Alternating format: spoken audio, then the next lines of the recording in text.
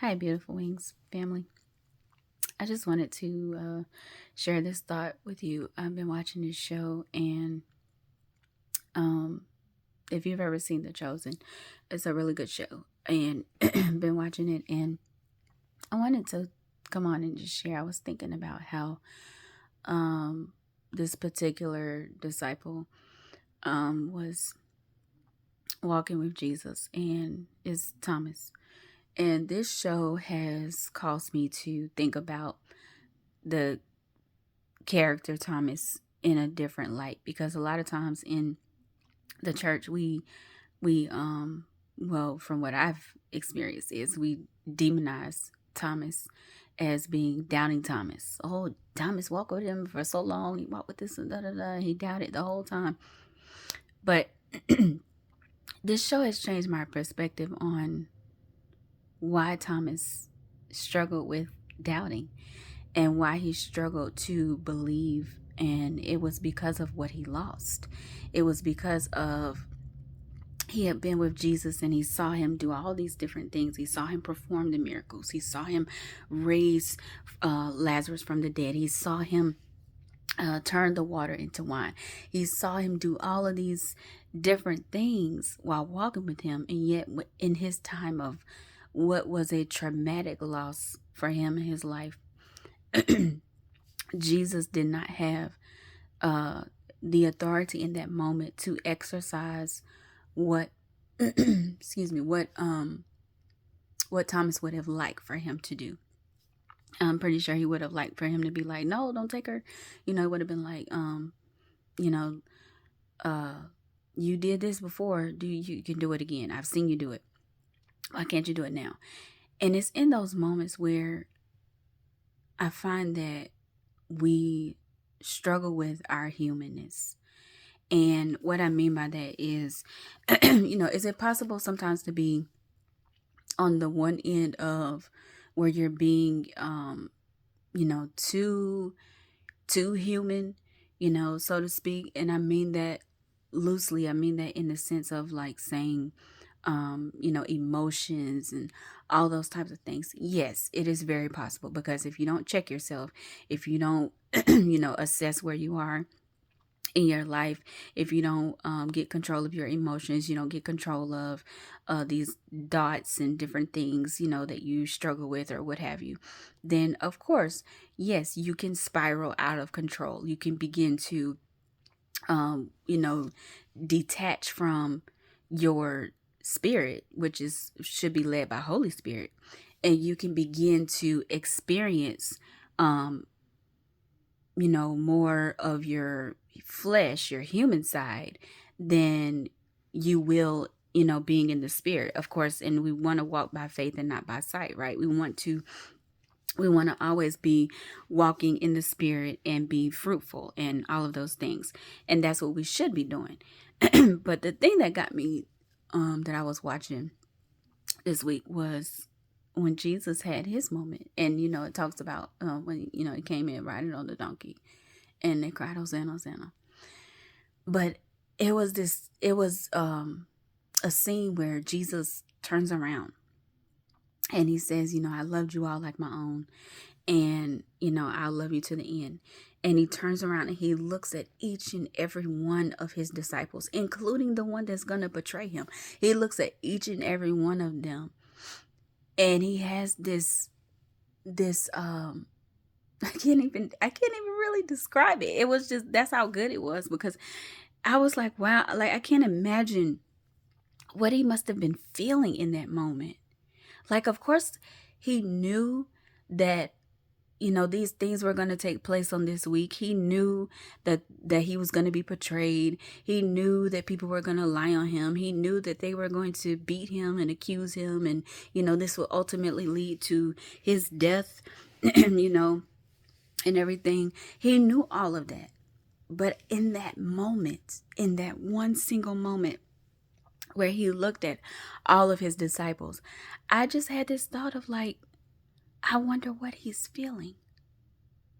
Because he walked in the humanness. He walked in something that God himself wrapped him in, that God hates. He hates this flesh. He hates this skin that we're in, because he knows that it's always fighting against what he says, right? It's always fighting against what his will and his desire is for our lives. But I said that to say sometimes we can demonize our humanness, and we can I don't even want to say demonize. We can ignore it. Let me say that. We can ignore our humanness to the point where we don't even begin to allow Jesus to touch us in those places where it really hurts, where we really need our soul to be healed, where we really need our soul to be recovered and set free and delivered, and all of those things. We don't allow him the room. We don't give him the space. And in that moment, I was like, I wonder what he's feeling, because none of them had the ability or the power or the authority to rescue him, in a sense. None of them even knew what was going to happen. So he's the only one that knew what was going to happen. And yet, I feel as though he needed someone in that moment to empathize with him, to comfort him, to give him that reassurance of this is going to be okay. And sometimes I think we forget that we are in this life. And yes, we are not in this world. You know, we're in this world, but we're not of it. We shouldn't carry certain things on our shoulders just because we do have a Savior. We do have a Redeemer. We do have someone who is a healer. We do have someone who is our friend. We do have someone who loves you and I very, very much. And I said that to say, even if you find yourself like Thomas, the thing that I find encouraging with his story, looking at it now, is that Jesus didn't throw him away. He did not throw him away, even when he knew that Thomas was struggling with doubting. He knew Thomas was struggling in his heart and in his mind. He couldn't grasp why Jesus didn't do this for him. And yet he stayed. He stayed and didn't know, didn't understand, and even in our times of not understanding. He didn't understand it, but he knew who Jesus was. He knew that he was really the true and living God. He was really the true Messiah.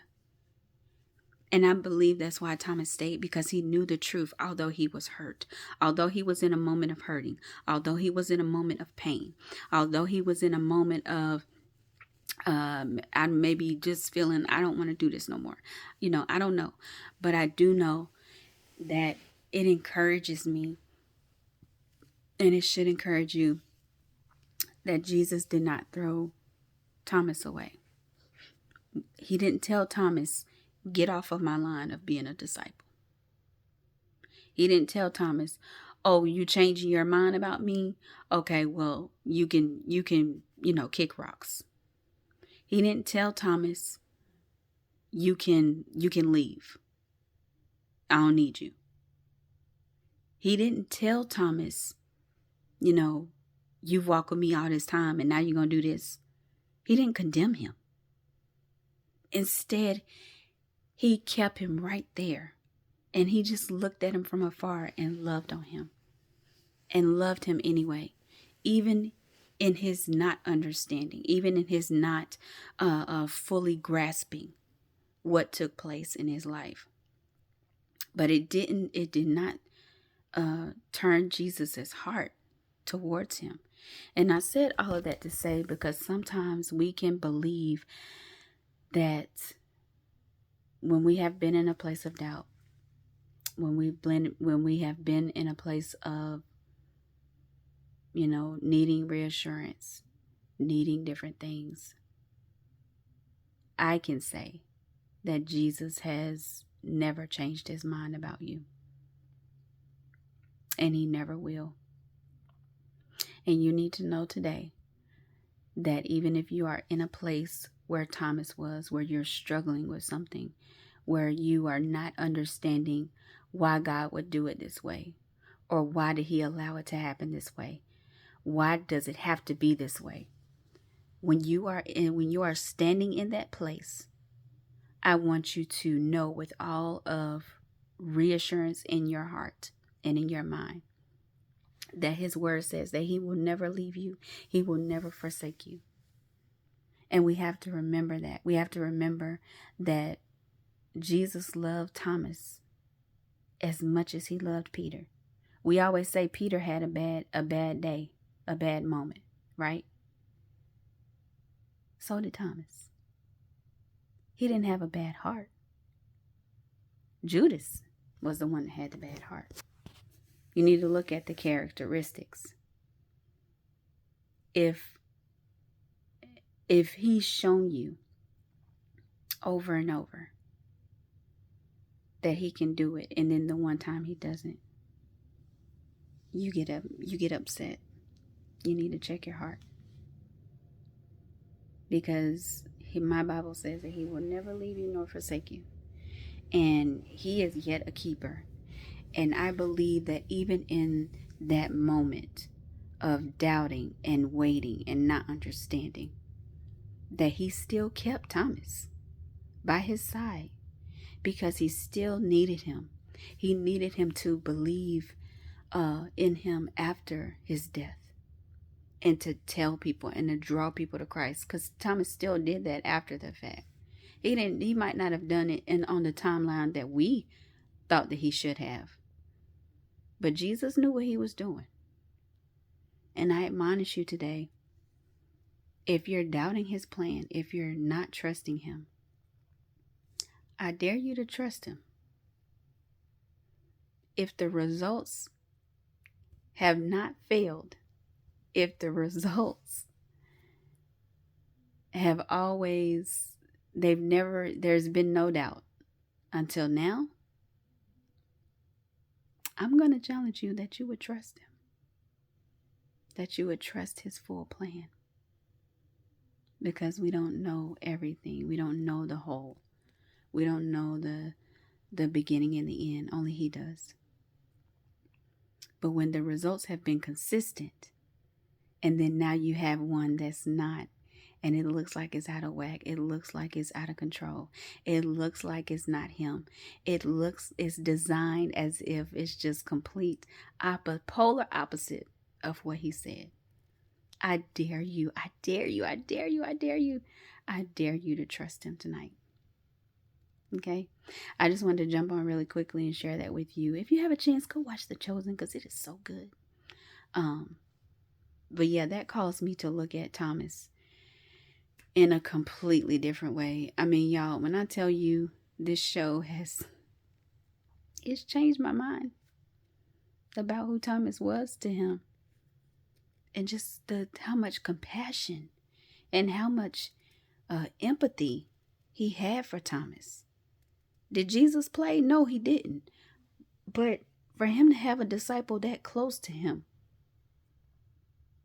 and not throw him away, that says a lot. That says a lot. All right, I love y'all.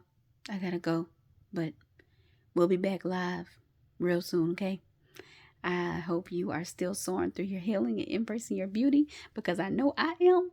And so I look forward to seeing you. Until next time, y'all stay blessed, all right? Peace.